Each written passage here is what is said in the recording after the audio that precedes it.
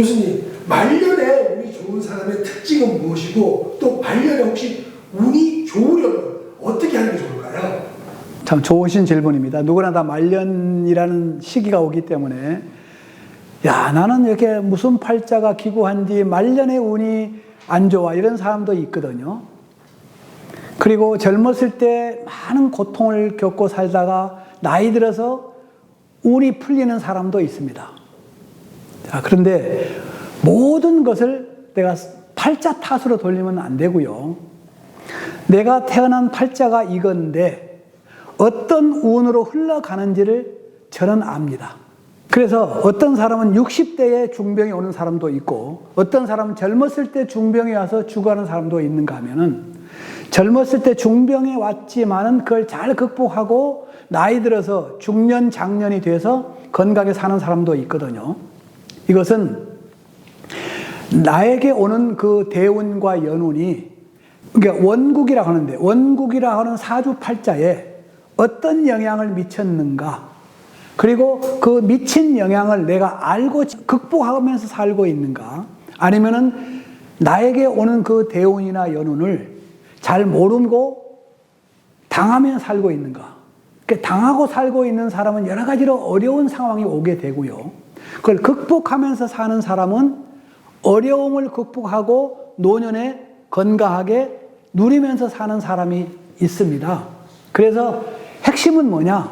내가 어떤 사주팔자로 태어났고 그리고 대운과 연운이 어떤 운이 흘러오기 때문에 그것을 내가 어떻게 극복하느냐 아니면은 그것을 당하고 사느냐거든요.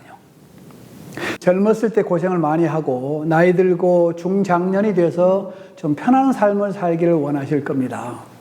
그러나 사람마다 태어난 사주팔자가 다르고 대운과 연운이 오는 에너지가 다 다르듯이 나의 재능을 잘 발견해서 제대로 발견해서 재능대로 살아간다면은 비교적 건강하고 행복하게 살아갈 수가 있는데요.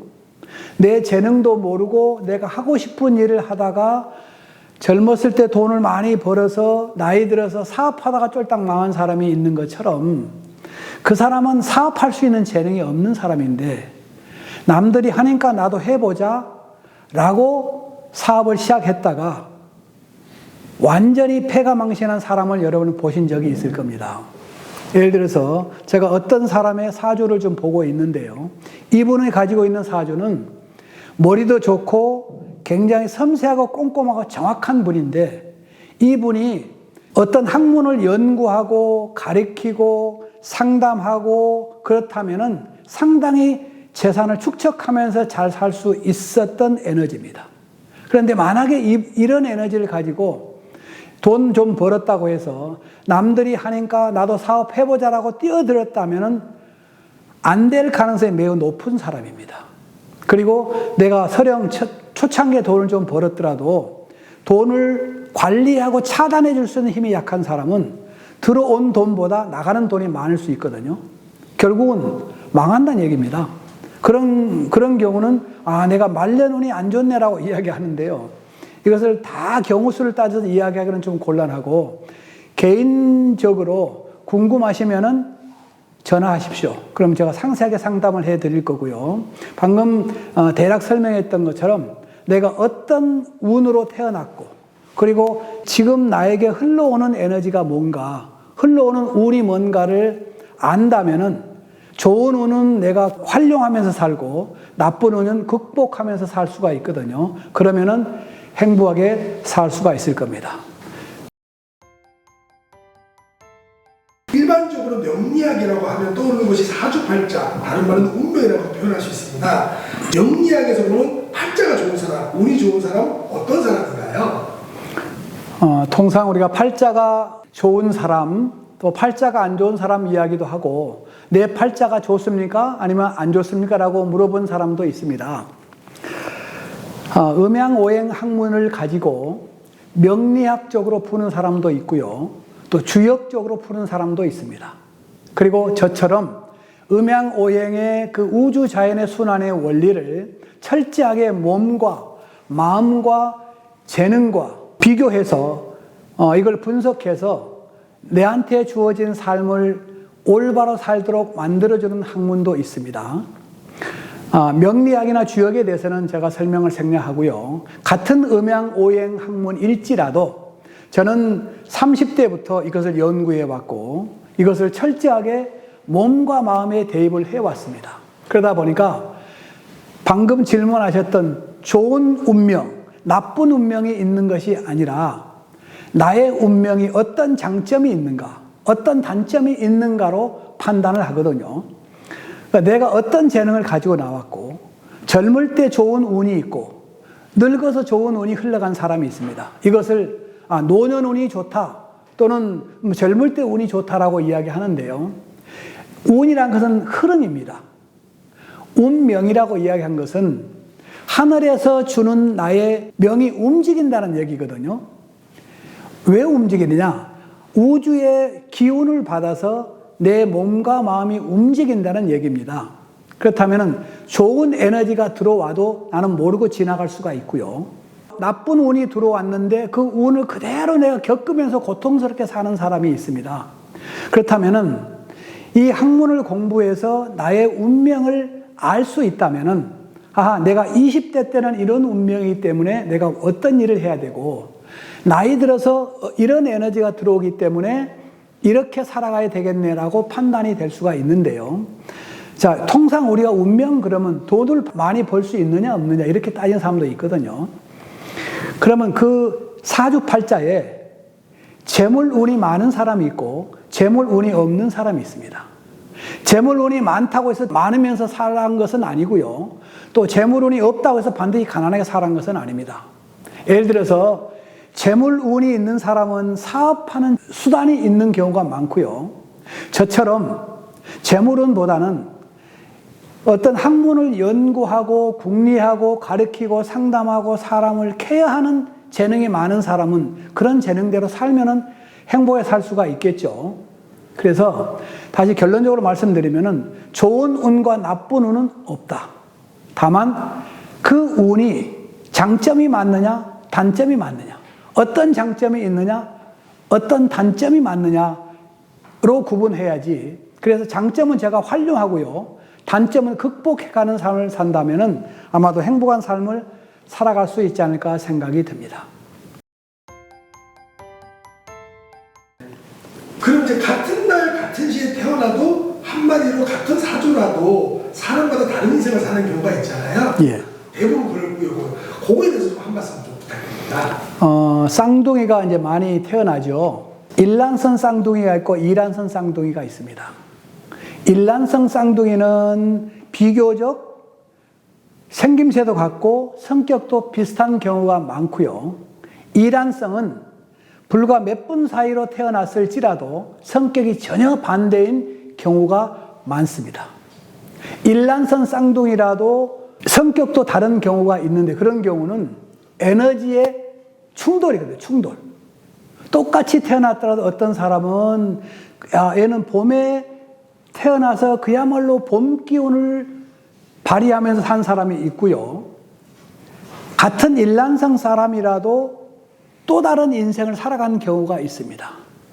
자, 그런 것은 어릴 때 재능을 잘 분석해서 재능대로 살도록 해주면 좋은데요.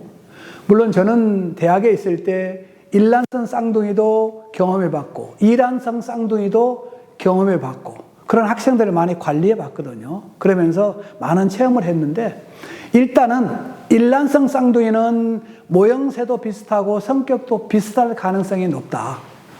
이란성 쌍둥이는 모형도 좀 다르고 성격도 다를 가능성이 높다라는 것을 말씀드리고요.